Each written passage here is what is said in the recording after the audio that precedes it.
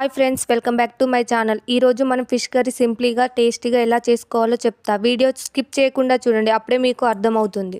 చేపలను శుభ్రంగా కడుక్కొని పక్కన పెట్టుకోవాలి. అందులో కావాల్సిన పదార్థాలు పచ్చిమిర్చి, ఉల్లిగడ్డ, పుదీనా, మెంతికూర, అల్లం వెల్లుల్లి పేస్ట్, చింతపండు సిద్ధం చేసుకొని పక్కన పెట్టుకోవాలి.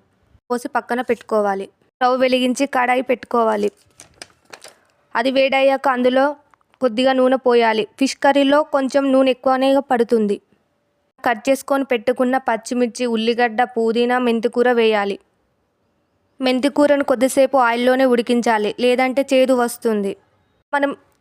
మనము వేసినవన్నీ కొంచెం మగ్గాక కొద్దిగా అల్లం వెల్లుల్లి పేస్ట్ వేయాలి. అది పచ్చివాసన పోయేదాకా ఉంచాలి. అందులోకి కొద్దిగా పసుపు వేసి మనము రెడీ చేసుకొని పెట్టుకున్న చేప ముక్కలు వేయాలి. వాటిని గరిటెతో కలపకూడదు, అవి విరిగిపోతాయి.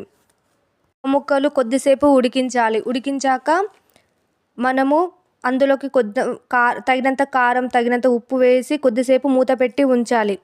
ముక్కలు కొద్దిగా ఉడికాక మనం ప్రిపేర్ చేసుకొని పెట్టుకున్న చింతపండు పులుసు పోయాలి. పులుపుని చూసుకొని కొద్దిగా వాటర్ కూడా పోసుకోవాలి. చేపల పులుసు ఉడుకుతుంటే చేపల పులుసులోకి కావలసిన మసాలా ప్రిపేర్ చేసుకోవాలి. అలా మన చేపలకు కావలసిన మెయిన్ ఇంగ్రీడియంట్ అదే జీలకర్ర మెంతుల పొడి తీసుకొని ఆ చేపలు ఉడికాయా లేదా చూసుకోవాలి. ఆ చేపలు ఉడికాక మనము ప్రిపేర్ చేసుకొని పెట్టుకున్న జీలకర్ర మెంతుల పొడిని అందులో కొద్దిగా వేయాలి. జీలకర్ర మెంతుల పొడి వేసాక కొద్దిసేపు మగ్గనివ్వాలి. ఆ చేప ముక్కలకు మంచిగా పట్టేటట్టు చూసుకోవాలి. ఆ చేపల పులుసు ఉడికాక కొద్దిగా కొత్తిమీరతో మనం గార్నిష్ చేసుకోవాలి.